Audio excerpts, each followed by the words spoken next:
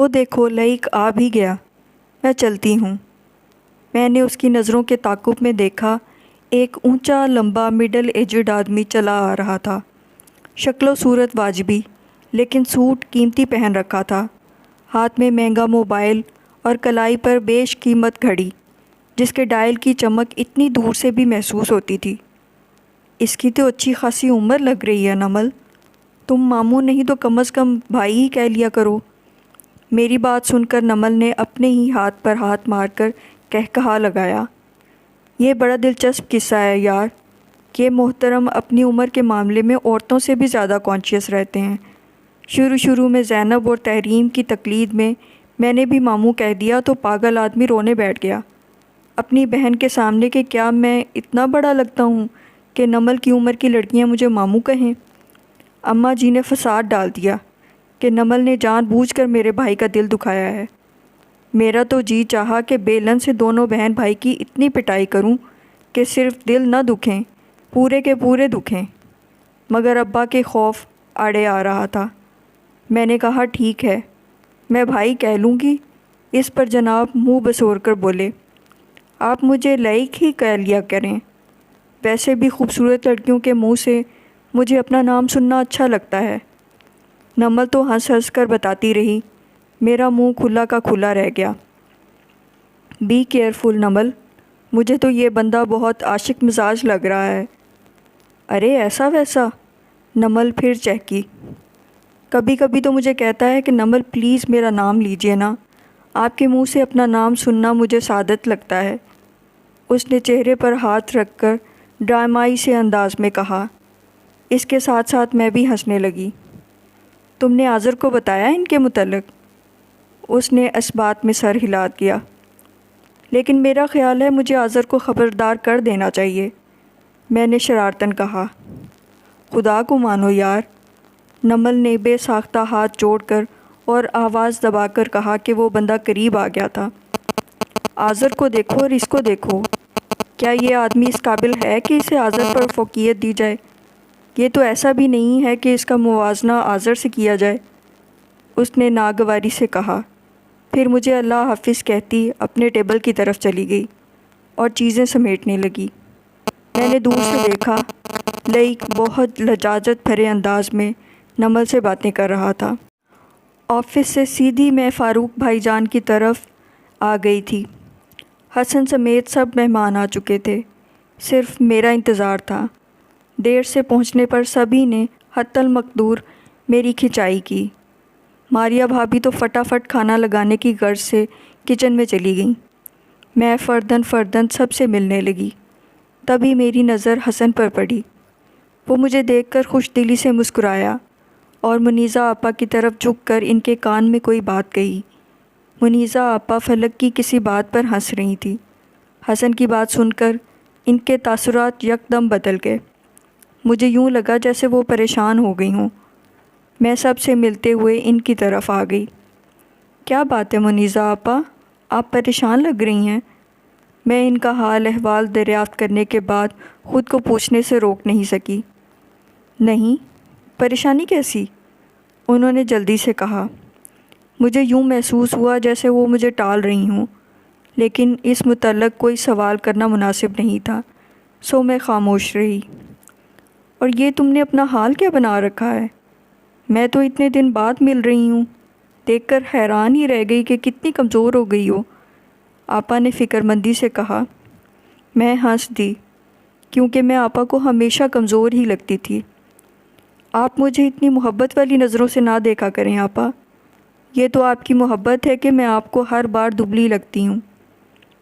تو اپنا خیال بھی تو تم نہیں رکھتی میری جان۔ 9 to 5 والی جاب آسان تو نہیں ہوتی، مرد تک تھک جاتے ہیں، تم تو پھر نازک سی لڑکی ہو۔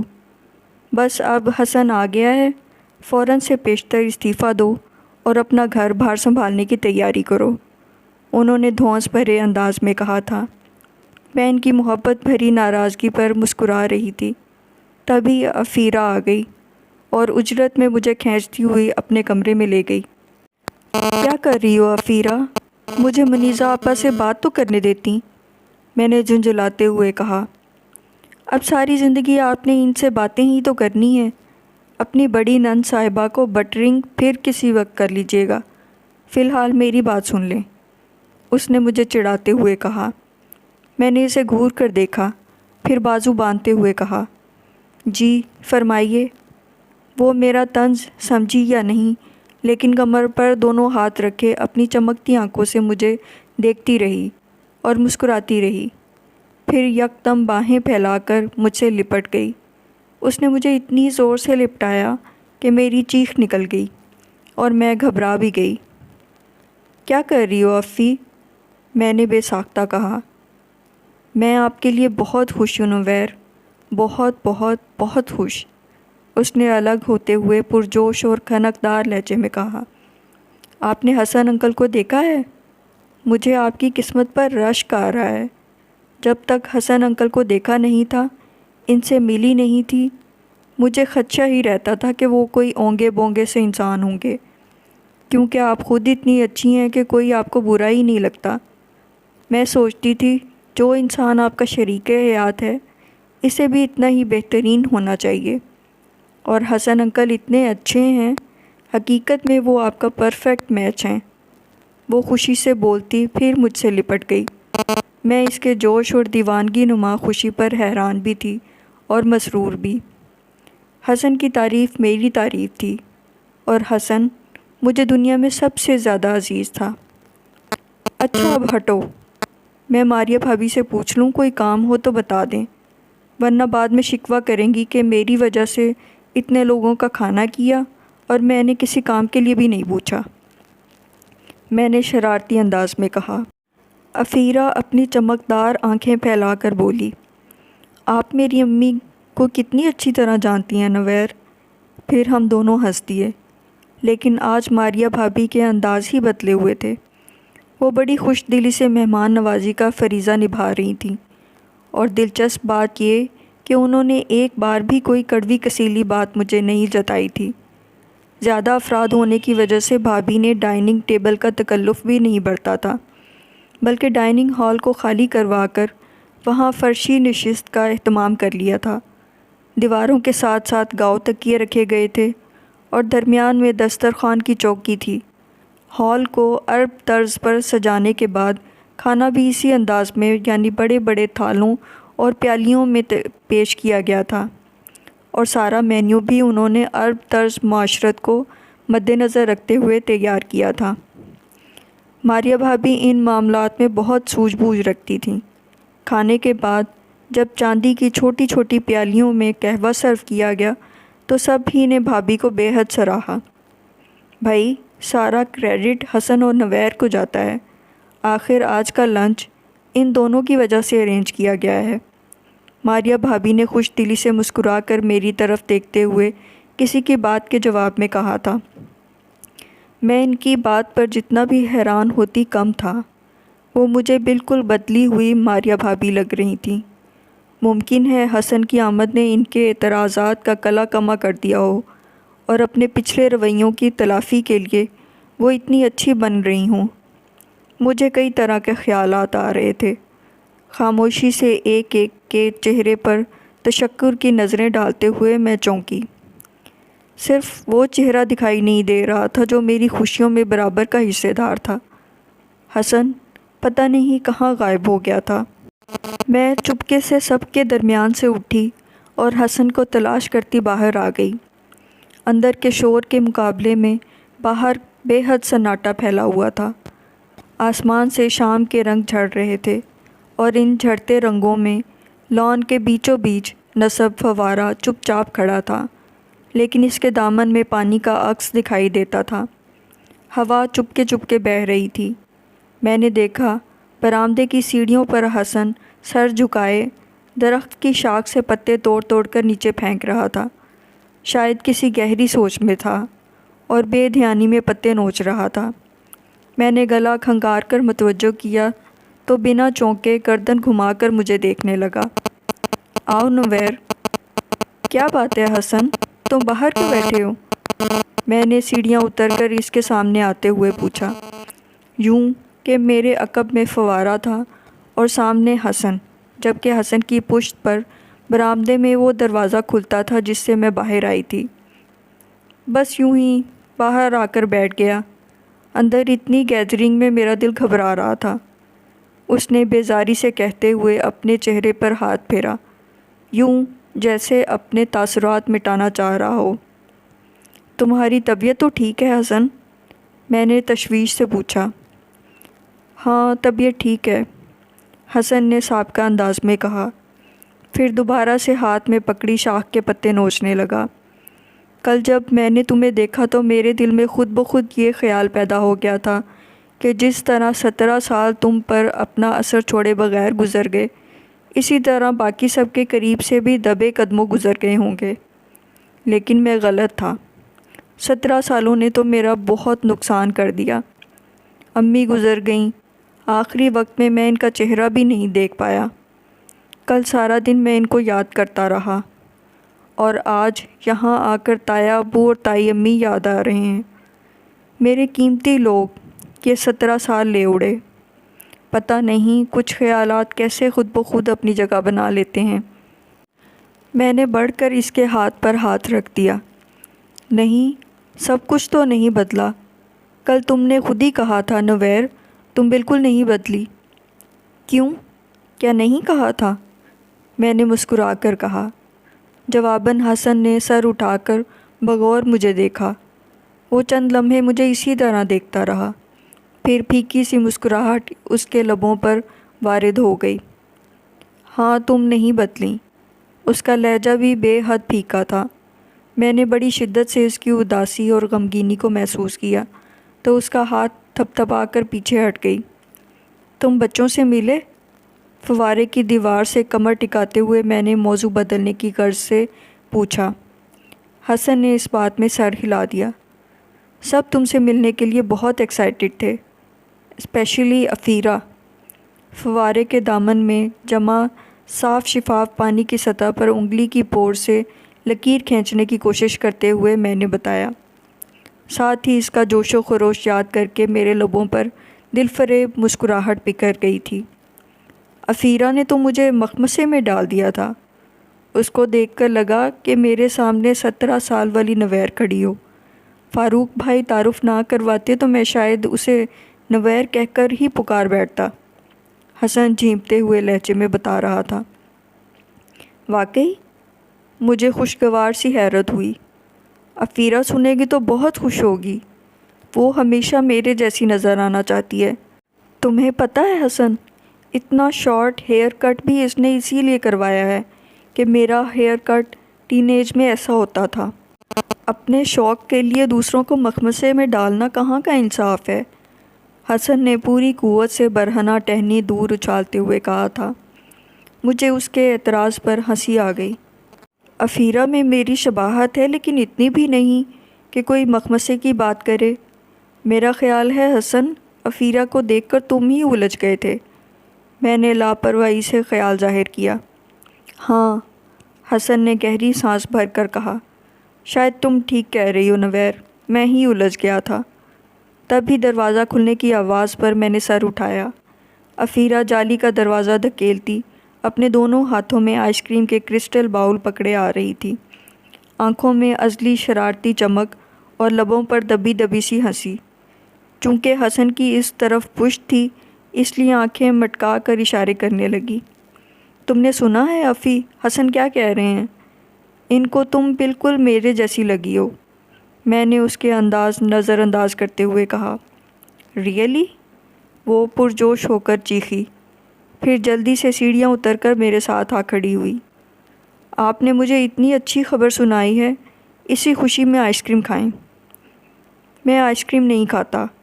میں نے تو باؤل فوراً پکڑ لیا، لیکن حسن نے معذرت خواہانہ انداز میں کہا تھا، میں اتنے پیار سے لے کر آئی ہوں، آپ پلیز کھا لیں، اس نے منت سے کہا۔ حسن نے ناچار باؤل پکڑ لیا۔ حسن انکل، کیا شادی کے بعد آپ نویر کے آئس کریم کھانے پر بھی پابندی لگا دیں گے؟ افیرہ نے حسن کو چمچے کے ساتھ کھیلتا دیکھ کر پوچھا۔ اس کے سوال پر حسن نے تعجب سے پہلے اسے اور پھر مجھے دیکھا۔ نہیں، میں نے تو ایسا کبھی نہیں کہا۔ اکثر آدمی ایسا ہی کرتے ہیں، جو چیز انہیں خود پسند نہ ہو اس کے لیے اپنی بیویوں پر بھی پابندی لگا دیتے ہیں۔ مجھے ایسے آدمی اچھے نہیں لگتے، عفیرہ نے ناک چڑھا کر کہا تھا۔ اس کے انداز پر ہم دونوں کو ہنسی آ گئی۔ حسن نے شاید عفیرہ کا دل رکھنے کے لیے ہی آئس کریم کھانا شروع کر دی تھی۔ لیکن پلیز نویر پر آپ کوئی پابندی نہ لگائیے گا اور ان کو بہت خوش رکھیے گا۔ اور کوئی حکم؟ میں حکم نہیں دے رہی، ریکویسٹ کر رہی ہوں، عفیرہ بری طرح جھینپتے ہوئے بولی۔ اور اگر میں آپ کی ریکویسٹ نہ مانوں تو؟ حسن کے انداز میں کچھ ایسا تھا کہ عفیرہ ہراساں ہو کر میرا چہرہ دیکھنے لگی۔ پلیز حسن، ہماری عفیرہ کو تنگ مت کرو، میں یکدم عفیرہ کو اپنی بازوؤں کے حصار میں لیتے ہوئے کہا۔ حسن مسکرا کر سر جھکا گئے۔ عفیرہ چند لمحے حسن کو دیکھتی رہی، جیسے کچھ سمجھنے کی کوشش کر رہی ہو، پھر سر جھٹک کر بولی، نویر، آپ کے پاس آذر بھائی کا سیل نمبر ہوگا؟ ممی کہہ رہی ہیں انہیں فون کر کے پوچھیں کہ ابھی تک آئے کیوں نہیں۔ تبھی گیٹ کی طرف سے آذر آتا دکھائی دیا۔ وہ عجلت میں لمبے لمبے ڈگ بھرتا ہماری طرف آ رہا تھا۔ نویر، اگر میں آذر بھائی کو شیطان کہوں تو یہ گستاخی تو نہیں ہوگی؟ اس نے شرارت کے ساتھ سنجیدگی سے پوچھا۔ تمہارا تو پتہ نہیں، البتہ میں کہوں گی تو گستاخی نہیں ہوگی، میں اس سے بڑی جو ہوں۔ ہم دونوں ہاتھ پر ہاتھ مار کر ہنسنے لگیں۔ السلام علیکم۔ آذر دور سے ہی بازو پھیلاتا آیا اور حسن سے بغل گیر ہو گیا۔ پھر حال احوال دریافت ہونے لگے۔ فون پر تو دونوں کا رابطہ تھا ہی، بے تکلفی بھی تھی۔ آپ نے آنے میں بہت دیر کر دی آذر بھائی، کھانا تو سارا ختم ہو چکا، عفیرہ نے آذر سے کہا۔ تمہیں اتنی توفیق نہ ہوئی کہ بھائی کے لیے پہلے تھوڑا سا نکال کر رکھ لو؟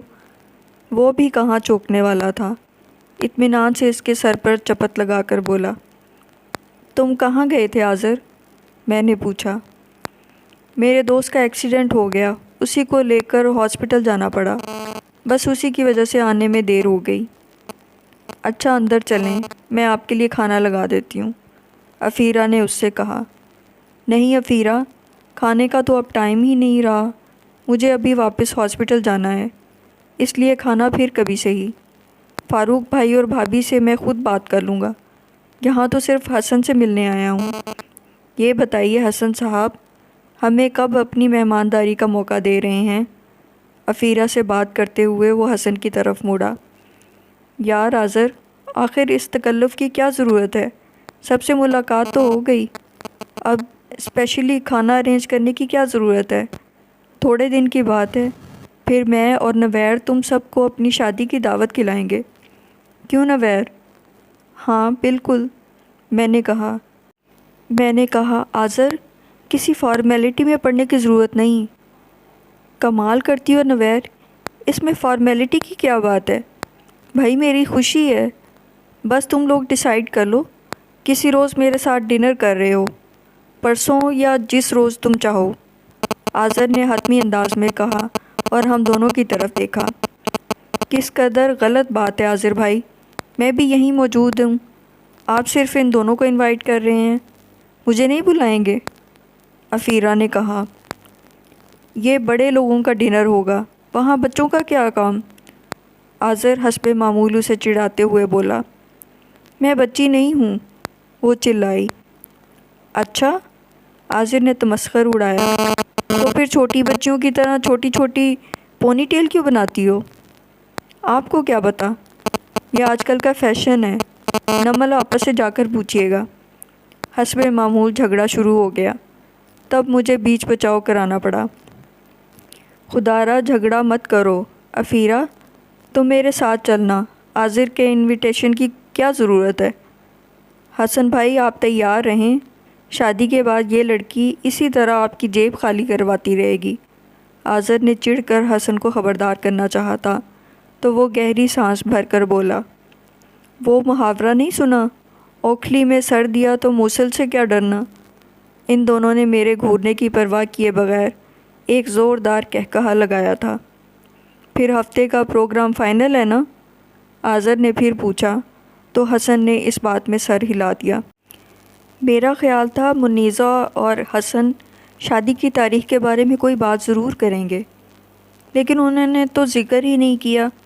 سب مہمانوں کے رخصت ہونے اور لنچ کا بکراوا سمٹ جانے کے بعد ہم لیونگ روم میں بیٹھے چائے پی رہے تھے جب ماریہ بھابھی نے اچانک کہا، چائے پی کر میرا اور بوا جی کا ارادہ گھر جانے کا تھا۔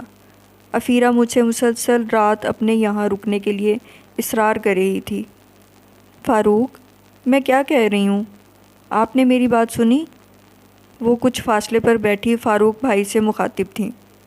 میں بظاہر افیرہ کی طرف متوجہ تھی، لیکن کان انہی کی طرف لگے ہوئے تھے۔ سن لی ہے بھائی تمہاری بات، اب کیا جواب دوں؟ بھائی جان نے بیزاری سے کہا۔ میری مانیں اس معاملے میں اب دیر نہ کریں، پہلے شادی ہو جائے، دعوتیں تو بعد میں بھی کھائی جا سکتی ہیں۔ آپ صبح ہی فون پر منیزہ سے بات کر لیں کہ وہ لوگ آ کر تاریخ طے کرنے کی رسم کر لیں۔ بھابھی نے زور دے کر کہا۔ ماریہ، تم ایک چیز کے پیچھے ہی پڑ جایا کرو۔ میری بات ہوئی تھی حسن سے، وہ پہلے گھر خریدنا چاہ رہا ہے، اس کے بعد شادی کی تیاریاں شروع ہوں گی اس کی طرف۔ ہم اپنی تیاری مکمل کرتے ہیں، پھر دیکھ کر کوئی تاریخ رکھ لیں گے۔ حسن شادی کرنے ہی آیا ہے، پھر چند روز کے انتظار سے کون سی قیامت آ جائے گی؟ تم تو ہتھیلی پر سرسوں جمانا چاہتی ہو۔ بھائی جان کے لہجے میں بیزاری سی بیزاری تھی۔ بھابھی برا بنا کر خاموش ہو گئیں، لیکن بھائی جان کا حسن کا دفاع کرنے پر مجھے از حد خوشی ہوئی تھی۔ تیسرے روز ہم آذر کے ڈنر پر گئے۔ یہ پورا دن حسن نے اپنے پرانے دوستوں سے ملنے ملانے میں گزارا تھا۔ شام 7 بجے میں نے حسن اور افیرہ کو ہوٹل جانے کے لیے پک کیا۔ افیرہ اپنے گیٹ سے نکلتے ہی ہم دونوں کے سامنے آ کر کھڑی ہو گئی۔ پہلے مجھے بتائیں میں کیسی لگ رہی ہوں؟ اس نے سی گرین اور گولڈن امتزاج کا بے حد سٹائلش سوٹ پہنا ہوا تھا۔ دوپٹے کے دونوں پلوؤں کو پوری بازو میں پھیلا کر اس نے گھوم کر پوچھا، ہمیشہ کی طرح بہت اچھی لگ رہی ہوں۔ اب فٹافٹ بیٹھو، ہم پہلے ہی بہت لیٹ ہو چکے ہیں۔ آذر کا 2 بار فون بھی آ چکا ہے۔ افیرہ کے بیٹھتے ہی میں نے گاڑی آگے بڑھا دی۔ یہ آذر بھائی کی کون سی ٹرین چھوٹ رہی ہے جو انہیں ڈنر کھلانے کی جلدی ہے؟ 7 بجے کون ڈنر کرتا ہے؟ افیرہ نے پہلا نقطہ اعتراض اٹھایا۔